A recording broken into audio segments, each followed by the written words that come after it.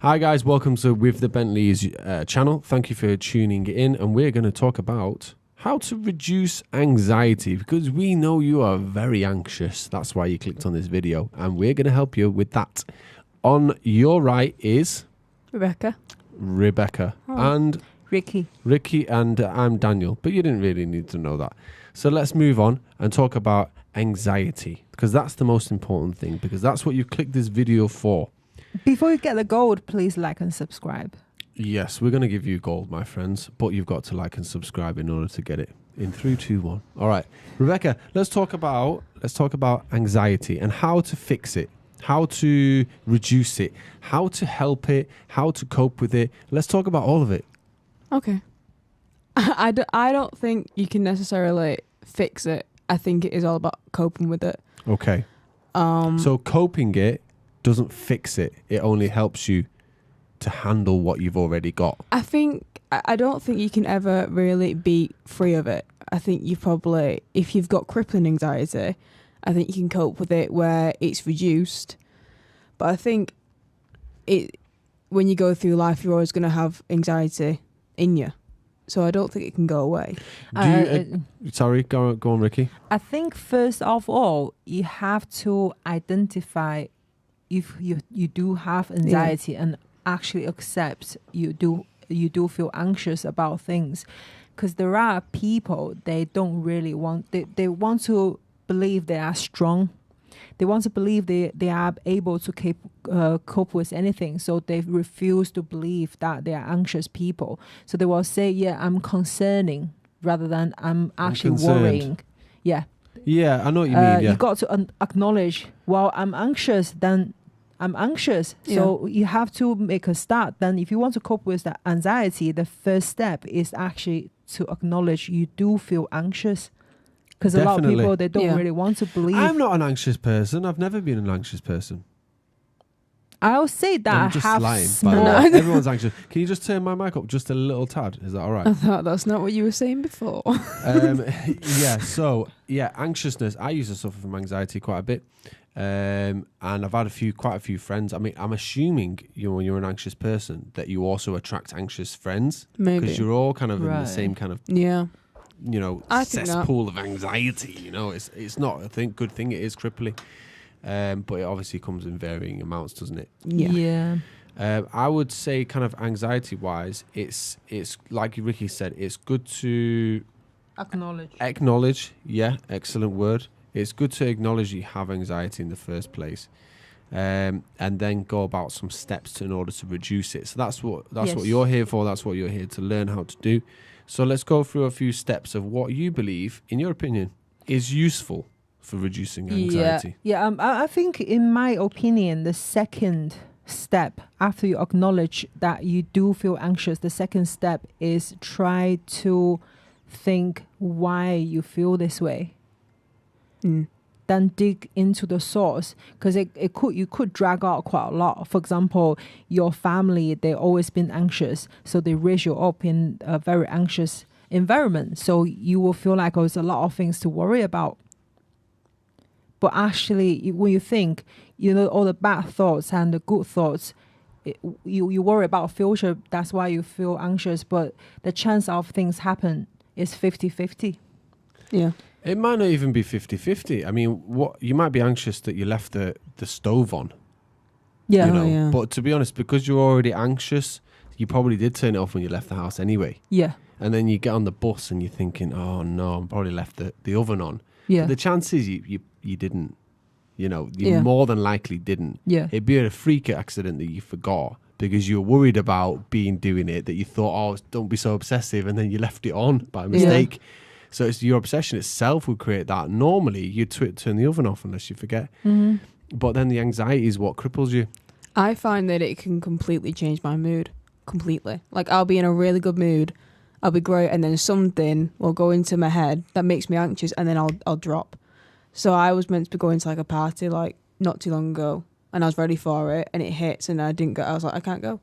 It can shut you out. Was that just before it was going to happen? Yeah, like an hour before. Right. And then you've got these feelings of anxiety. And then my family are like, what? But why? Like, it's sometimes you can't explain it because there's no specific reason. Sometimes it just something gets in your head, and you completely shut off. And I was like, I don't know, I just can't go. I'm not going.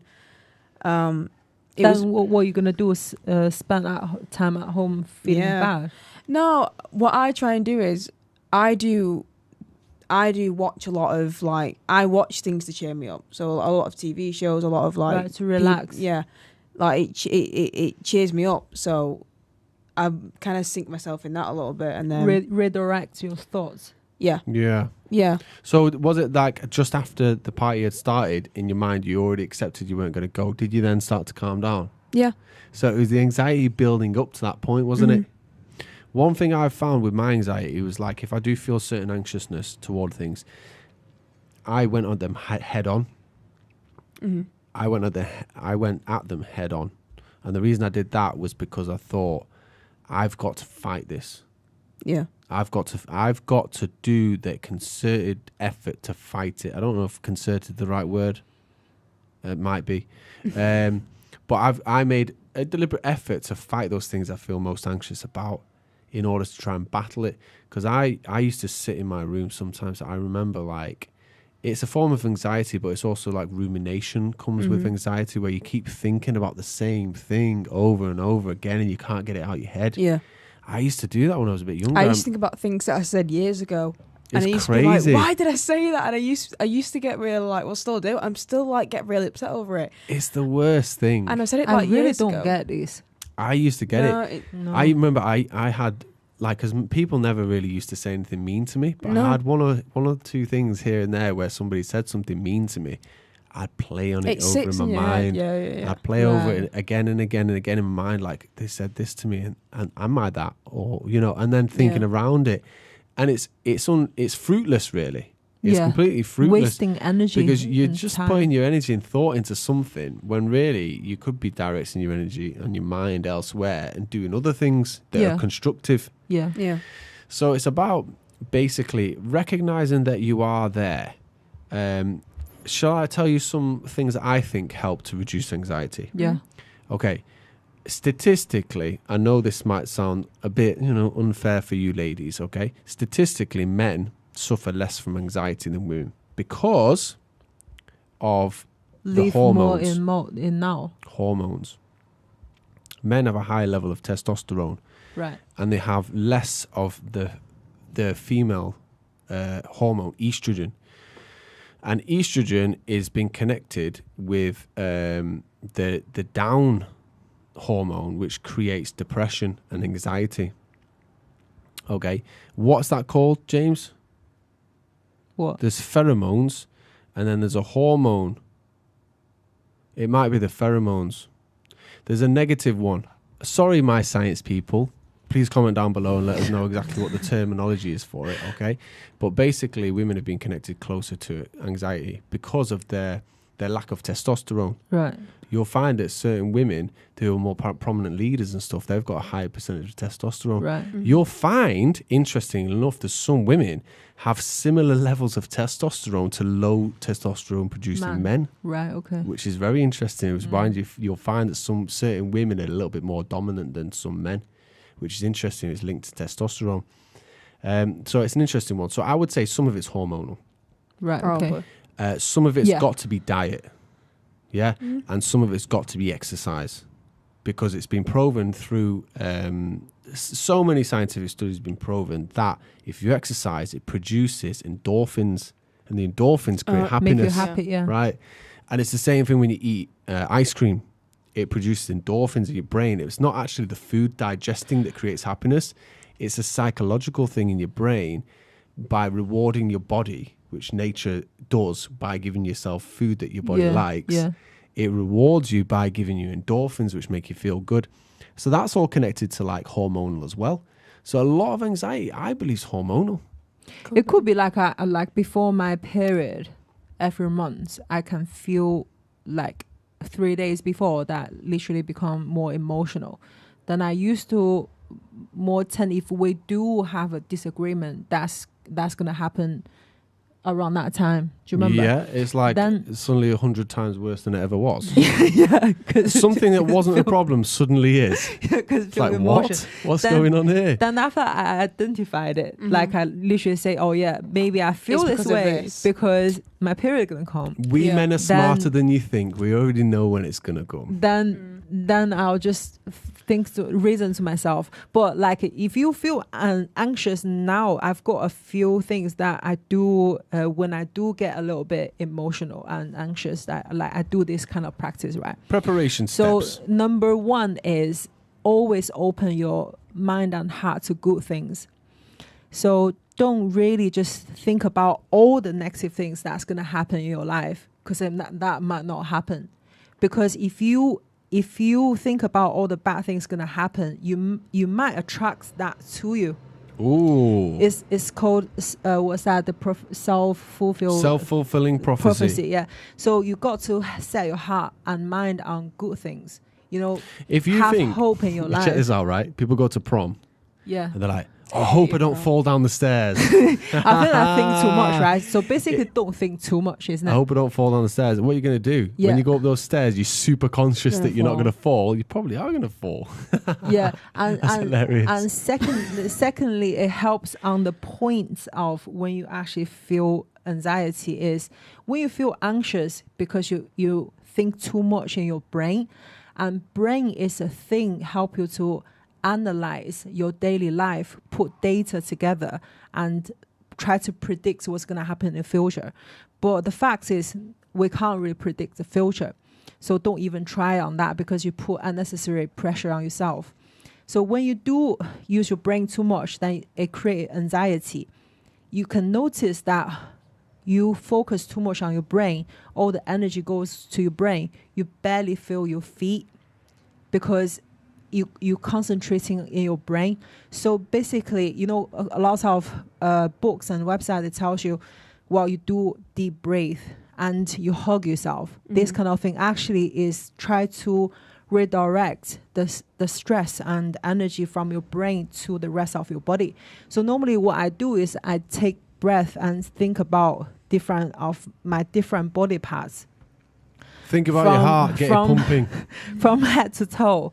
Then you when you start to feel your feet, you know, that means you actually calmed yourself down already. Then you probably like I spent quite a lot of time in my head, to be honest. Maybe not you. You probably don't really think as much as I do. But I find it's helpful to me that I try to, you know, like balance my energy within my body and try to feel my feet again, and concentrate on my body more, so I redirect my thoughts. And that's helpful because you don't really need to go to the gym to channel your energy out, or you don't really need to watch a video, because you'll be able to, on that moment, on that second when you feel anxious, then you calm yourself down straight away. But sometimes it's hard to do anyway, so it takes practice. That's Rebecca? what I do. There's an exercise that I actually saw on a TV show, on one of my TV shows that I watch, and it actually really does. I find it helps personally. I don't think different exercises help different people, but when having a panic attack, it was touch 4 things around you and say them out loud. Okay. Say 3 things that you hear, 2 things you smell, and 1 thing that you can taste. And because you're talking about different things and naming different things, it slowly pulls you out of it. And Turn your mic around, speak in the front there. Where it says Marantz. Yep. Okay, go. Okay. So, so then when I first watched that, I was like, oh, right, okay. And I wasn't really sure if I bought it. And then when I had one, probably only a few days afterwards, and I thought, I was in the state that I was in, I was like, right, okay. So I did it, and personally, it does bring it out. Right. So it's the same thing I just said, because you don't really focusing on your brain that much anymore, because you start focus to on focus on other things. Yeah, whether it's in your body or existential. Yeah. Existential. Wow. I've got many words there for you guys in my vocabulary that's in the bank. Pick it back now. Sorry? Because we just said you forgot about all Knickerbocker glory. I don't know what you're talking about. Anyway, thanks for tuning into this channel, guys. We've hopefully helped you with some anxiety. And if you've watched this video and you do feel relaxed by the end of it, that's the whole point. So hit that like button, subscribe, yeah, because that's what we're here Very for. important Just for to us. manipulate you for views, so you can subscribe. No, we're I'm trying only to joking. give out genuine. No, I'm only joking. Whoosh. They know I'm joking. It's all for fun. It's all for fun. But it's also for education, for reassurance, for support, For and love. for love. Isn't it?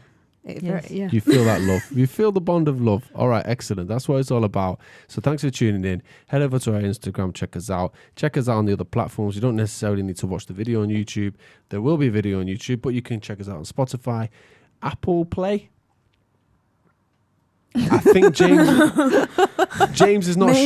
sure, but I reckon Jake's on Apple Play as well. So Right, there's okay. loads. Honestly, next time you feel anxiety, think to yourself, what am I really worrying about? Is it worth doing? Yeah. Move on with your Definitely. life. Oh, and the breathing as well. Yeah, breathe. Breathing. Just be calm.